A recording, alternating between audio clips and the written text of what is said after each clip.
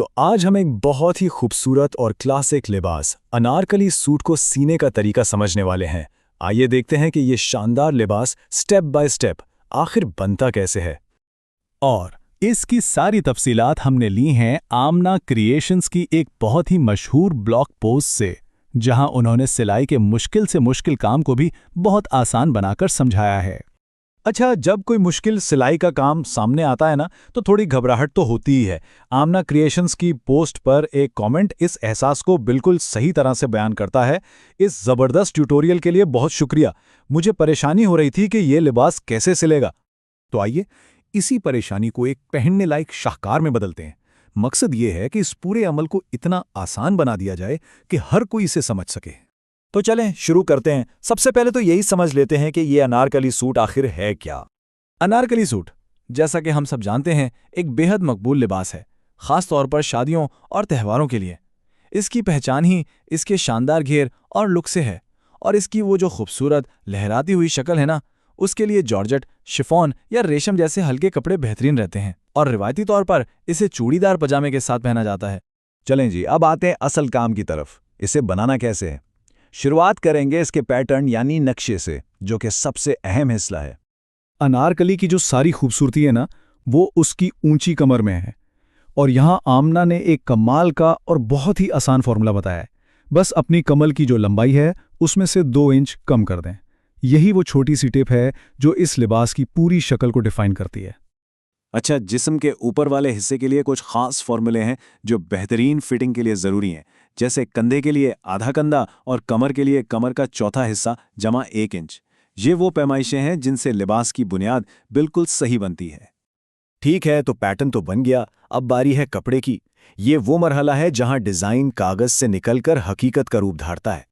कपड़े की तैयारी के लिए सबसे पहले कपड़े को उल्टा तय करना है, इसके दोनों किनारे मिलाकर।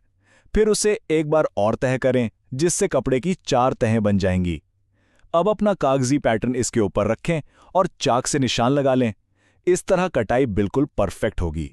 और हाँ, ये एक बहुत ही अहम टिप है जिसे अक्सर लोग नज़रअंदाज कर देते हैं। कटाई से पहले साइड की सिलाई के लिए 1 इंच का मार्जिन रखना है और गले और आर्म होल के लिए आधा इंच। याद रहे, ये छोटा सा कदम लिबास की फाइनल फिटिंग में बहुत बड़ा फर्क डालता है। एक और बहुत अहम बात, अगले और पिछले हिस्से की कटिंग में थोड़ा फर्क होता है। अगले हिस्से में गले और आर्म होल की कटाई ज्यादा गहरी होती है, जबकि पिछले हिस्से में ये कम गहरी रखी जाती है।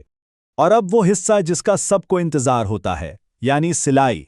ये वो मरहला है जहां कटे हुए टुकड़े जुड़कर एक मुकम्मल लिबास की शक्ल इख्तियार करते हैं।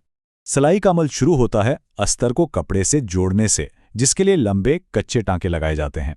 फिर घेर बनाने के लिए कमर की पैमाइश से 3 गुना ज्यादा कपड़ा काटा जाता है। इस घेर वाले कपड़े में चुन्नटें डालकर इसे ऊपर वाले हिस्से से जोड़ा जाता है और आखिर में साइड की सिलाइयां कर दी जाती हैं। तो अहम बात यह है कि सीखना सिर्फ हदायत पर ख़त्म नहीं होता। असल मज़ा तो तब आता है जब लोग अपने तजुर्बात शेयर करते हैं। आमना के कमेंट सेक्शन में ऐसे ही हकीकी मसाइल और उनके हल मौजूद हैं। एक मसला जो अक्सर लोगों को पेश आता है और बार बार पूछा गया कि मेरा लिबास पेट के पास से फूला हुआ क्यों लगता है। जैसे कमेंटर ने अपना तजुर्बा बयान किया, लिबास पहनने के बाद ये फूला हुआ लग रहा है और चुन्नटों के पास से आरामदेह भी नहीं है। बराए करम बताएं कि गलती कहाँ हुई। ये एक ऐसा मसला है जो किसी के साथ भी पेश आ सकता है। इस पर आमना के जवाबात वाकई बहुत काम के हैं। पहला, हो सकता है कपड़ा बहुत मोटा हो, इसलिए जॉर्जेट जैसा नर्म कपड़ा इस्तेमाल करें। दूसरा, निचले हिस्से से अस्तर हटाकर देखें। तीसरा, मशीन से सिलाई करने से पहले चुंटों पर हाथ से कच्चे टांके लगाएं, इससे कंट्रोल बेहतर होगा। और आखिर में एक बार फिर चेक करें कि ऊंची कमर की पैमाइश सही ली गई है या नहीं। एक और अहम सवाल जो कमेंट्स में उठाया गया वो ये था कि मुझे किस किस्म की चुन्टें बनानी चाहिए। और यहाँ भी आमना का मशवरा यही था कि चीज़ों को आसान रखें। कोई मुश्किल टेक्निक इस्तेमाल करने की ज़रूरत नहीं है। सबसे सादा बुनियादी चुन्नटें ही बेहतरीन हैं। बस 1 इंच कपड़े को तय करते जाएं और बराबर छोटी छोटी चुन्नटें बनाते जाएं। और आखिर में नतीजा देखें। आरजू नामी एक कमेंटर ने लिखा, आपके ड्राफ्ट्स को फॉलो करते हुए मैंने आम कमीज सी ली है और अब ये बना रही हूं। आपका ब्लॉग बहुत मुतासिरकुन है। शानदार काम और खुदा आप पर रहमत करे। ये इस बात का सबूत है कि एक अच्छी गाइड और मददगार कम्युनिटी से क्या कुछ मुमकिन हो जाता है। तो आखिर में एक सवाल, जरा सोचें, अगर हर मुश्किल काम को इसी तरह आसान छोटे छोटे मराहिल में तकसीम कर दिया जाए तो और क्या कुछ नहीं बनाया जा सकता।